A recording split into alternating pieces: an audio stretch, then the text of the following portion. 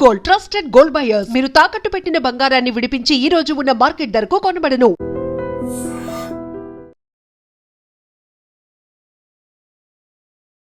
నమస్కారం, welcome to I dream. ధర్మ మార్గం విత్ విజిత కార్యక్రమానికి స్వాగతం.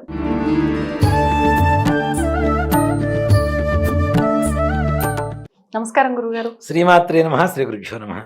గురుగారు, ఎవరైనా చనిపోయిన వ్యక్తి అదే కుటుంబంలో, ఆడవారు కానీ మగవారు కానీ, మళ్ళీ అదే కుటుంబంలో జన్మిస్తారు అనే ఒక విశ్వాసం చాలా గట్టిగా ఉంటుంది ప్రతి ఒక్కరిలోనూ కూడా.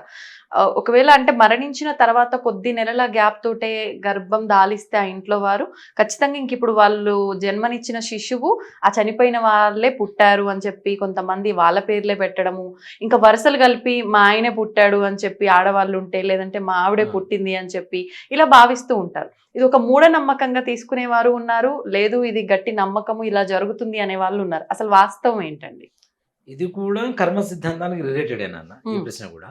మనకి రుణానుబంధ రూపేణ పశు పత్ని సుతాలయ, మన పూర్వజన్మ సుకృతం నుంచి ఈ జన్మలో మనకు దొరికేటువంటి వాళ్ళు ఎవరు అంటే ముగ్గురు. వాటిల్లో పశువులు మొట్టమొదటిగా చెప్పారు. పెట్స్, కుక్కలు ఉంటాయి, గోవులు, కొంతమంది పాములు పెంచుకుంటున్నారు, కొంతమంది పిల్లులు పెంచుకుంటారు, కొంతమంది పక్షులను పెంచుకుంటుంటారు, రకరకాల జంతువులను పెంచుకుంటుంటారు ప్రాణుల్ని. పత్ని భార్య, సుతాలయ పిల్లలు. ఇక్కడ ఈ జన్మ సుకృతం మన కొడుకే పుట్టాడు, పూర్వజన్మ సుకృతం. అది కూడా ఇందాక మనం చెప్పుకున్నట్టుగా పూర్వజన్మలో మనిషి పుట్టాడా వీడు, గ్యారంటీ లేదు. మనిషి పుట్టాడు అన్న గ్యారంటీ లేదు. ఇక్కడ ఇంకోటి కూడా ఏంటంటే మనిషి జన్మ ఒక్కసారి ఎత్తుతారని చెప్పి చాలా మంది చెబుతుంటారు. అది అవివేకం. అవివేకం అది.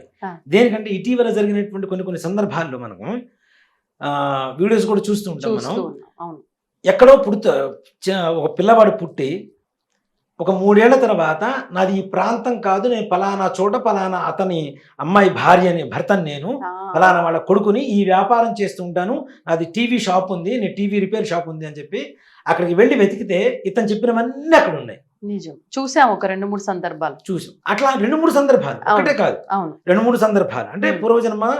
ఇక్కడ మాకు తెలిసిన గురువు గారు ఒక ఆయన ఉన్నారు నాన్న. మేము వేదం నేర్చుకోవడానికి స్మార్థం అంటాం. మేము నేర్చుకునేదాన్ని స్మార్థం అంటే పురోహితం. ఈ పెళ్లిళ్ళు, గృహప్రవేశాలు, ఇవి ఏవైతే ఉంటాయో వీటిని స్మార్థం అంటాం. ఇవి నేర్చుకోవడానికి తక్కువలో తక్కువ ఒక 3.5 సంవత్సరాలు పడుతుంది. తక్కువలో తక్కువ. కాస్త నిదానంగా నేర్చుకుంటే 5 సంవత్సరాలు పెట్టేవాళ్ళు ఉన్నారు. మహా అయితే 4, 3.5, 3 ఏళ్ళు. నాకు 2.5 years పట్టింది. నేను అనుకున్నా, అమ్మ 2.5 years పూర్తి చేసుకున్నారు, అబ్బా గ్రేట్ రా అనుకున్నాను నేను. అంటే ఒక చిన్నప్పుడు ఒక ఇది గర్వంగా ఉంటుంది కదా నాన్న, మనం కాస్త తొందరగా నేర్చుకున్నాం. నేను మా గురువు గారి దగ్గర ఒక విద్యార్థి ఉన్నాడు. ఆల్రెడీ అతను నాకంటే 1 year సీనియరు. నేను జాయిన్ అయిపోయిన తర్వాత 6 months తను నేను ఈక్వల్ అయిపోయాం.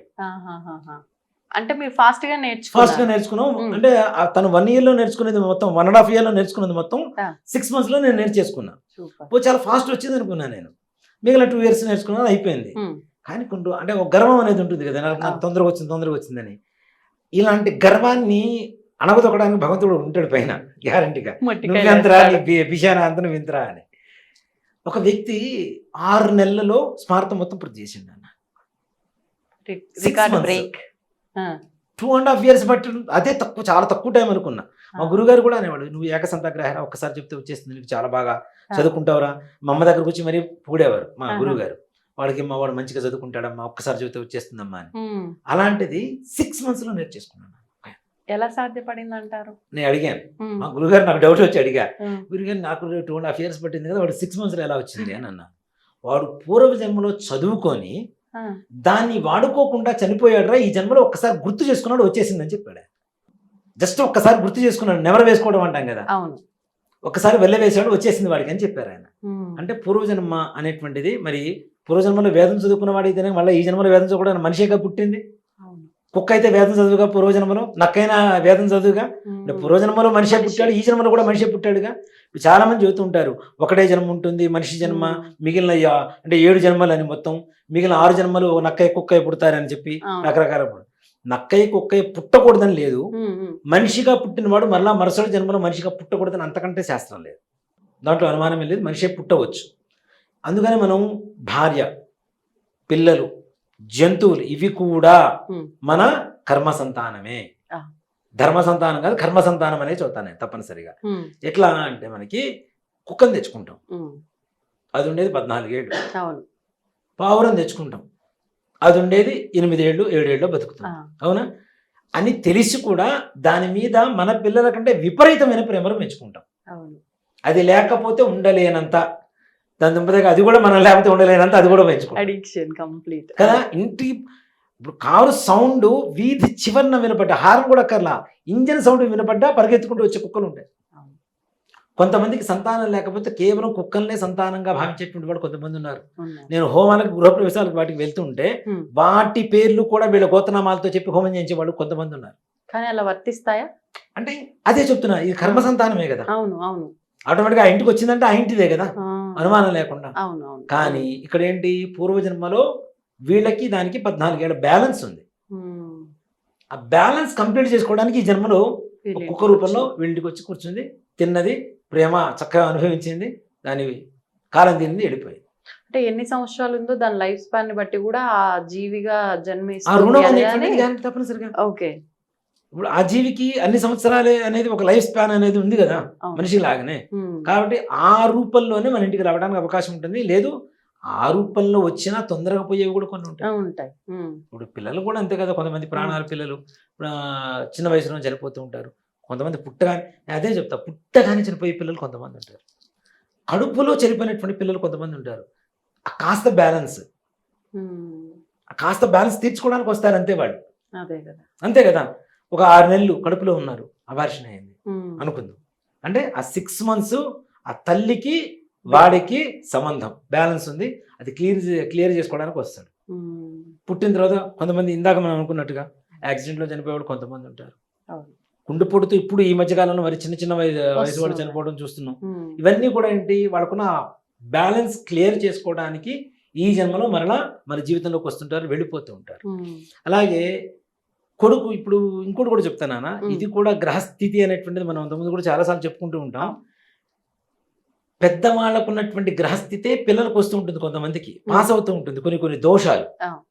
అవునా, ఈ దోషాలు పాస్ అవడం అనేది ఏంటి, రక్త సంబంధం ద్వారా బై జీన్స్, హెరిడిటీ.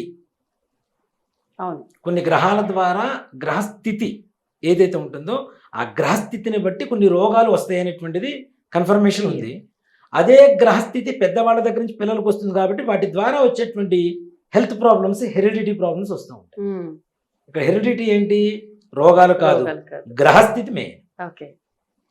అలాగే ఇప్పుడు తాతగారి పోలికలతో కొంతమంది పుడుతుంటారు, తండ్రి పోలికలతో కొంతమంది పుడుతుంటారు.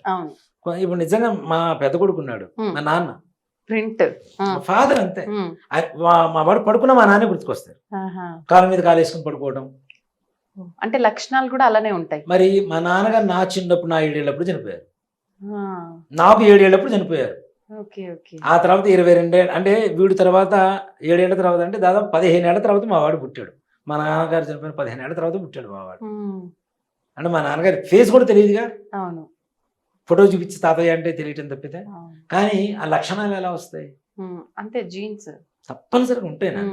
ఆలోచన విధానం ఒకటి, అమాయకత్వం ఒకటి, ముదురు తెలివితేటలు ఒకటి, ఇవన్నీ అన్ని రకాలు కూడా అన్ని జీన్స్ తో ముడిపడి ఉన్నవే కదా. కొంతమంది అమాయకులు ఉంటారు, బా వీడు కూడా వీడి తాతగారిలాగా అమాయకుడు, అవునా. కొంతమందికి దురలవాట్లు ఉంటాయి, అరే వీడికంటే వీడి తాత బెటర్ రా అంటుంటే. అంటే ఒక ఇది ఉంటుంది, నాన్న తండ్రి అడుగుతాట, నువ్వు నన్ను మంచి అనిపిస్తావా అని. ఎందుకు అనిపించాను నాన్న, నువ్వు 10 మందితో తిరిగితే 11 మందితో తిరుగుతా, వీడికంటే వీళ్ళ నానే బెటర్ అంటారు, వీడికంటే వీళ్ళ నానే బెటర్ అంటారు కదా, అంతేగా అని నేను మంచి అనిపిస్తానంటే అటు కొడుకు. అంటే అట్లా ఉంటుంది. చూడండి మంచి పేరుని కూడా ఎలా మార్చేసారు.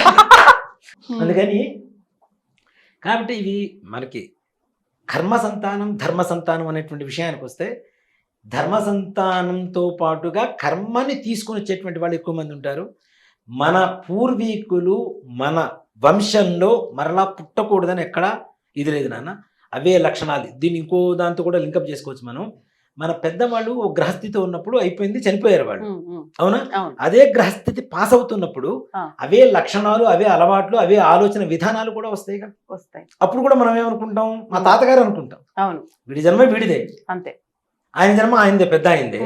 కానీ అలవాట్ల ద్వారా మరలా మనం పునరాలోచన చేసుకుంటున్నాం, ఈయన మా తాతగారేమో అని. అవును. ఇక్కడ గ్రహస్థితి ఏదైతే మనం ముత్తాతల తాతల దగ్గర నుంచి వస్తూ ఉంటుందో, పాస్ అవుతుంటుందో, వాటి ద్వారా వాళ్ళకు ఉండేటువంటి ఆలోచన విధానం అదే విధానం మన పిల్లలకు వస్తుంది. కాబట్టి తద్వారా కూడా మన పిల్లల్ని మన సంతానం, మన పూర్వీకుల సంతానం అనుకుంటుంటాం, అంటే వాళ్ళ రూపంలో వచ్చారని అనుకుంటాం. అదొక రకమైనటువంటి ఇది అవుతుంది. ధర్మ సంతానం అనేటువంటిది ఇది. కర్మ సంతానం ఏదైతే ఉంటుందో అది మాత్రం తప్పనిసరిగా రుణానుబంధం ఉంటే తప్పనిసరిగా తీర్చుకోవాల్సిందే. నాకు ఒక డౌట్, ఇప్పుడు మరణించిన తర్వాత వాళ్ళకి ఖచ్చితంగా కార్యక్రమాలు సంవత్సరం వరకు చేసేవి ఖచ్చితంగా ఆచరిస్తాము, తర్వాత మళ్ళీ ఏడాది చేస్తాము. ఈ ఇంట్లో సంతానంగా మళ్ళీ ఎవరైనా ఇప్పుడు జన్మిస్తే ఈ చనిపోయిన వారే ఇలా పుట్టారు అని అనిపించినప్పుడు బతుకున్న వాళ్ళకి చేసే విధానాలు ఆచరిస్తాము, చనిపోయిన వాళ్ళకి ఆచరిస్తాం కదా, ఇది ఎట్లా బ్యాలెన్స్ చేయొచ్చు అంటారు? కరెక్ట్ నాన్న. ఇక్కడ మంచి మంచి ప్రశ్న. ఇంతవరకు ఎవరికి ఇది పిచ్చి ప్రశ్న కాదు, చాలా లోతైన ప్రశ్న. ఒక మాట చెప్పాలంటే ఎవరికి తట్టనటువంటి ప్రశ్న.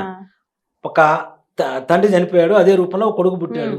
పుట్టినటువంటి వాడికి ఇవన్నీ పుట్టినప్పటి నుంచి ఏమేం చేయాలో అన్ని చేస్తున్నాం, కానీ చనిపోయిన తండ్రికి మాత్రం అవి మాత్రం చేస్తున్నాం. ఇక్కడ మరి తండ్రి రూపంలో, అంటే కొడుకు రూపంలో తండ్రి పుట్టాడని మనం అనుకుంటూనే తండ్రికి ఎలా చేస్తాం అనేటువంటిది ఒక ఆలోచన.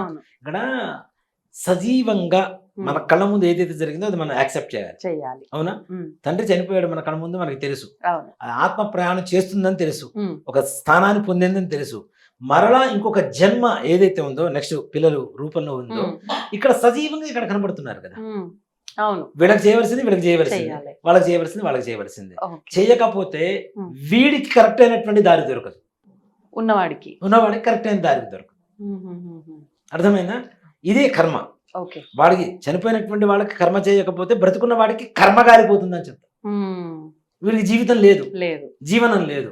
కాబట్టి అది చేయవలసిందే, ఇది చేయవలసిందే. నిజంగా చాలా గొప్ప ప్రశ్న ఇది మాత్రం.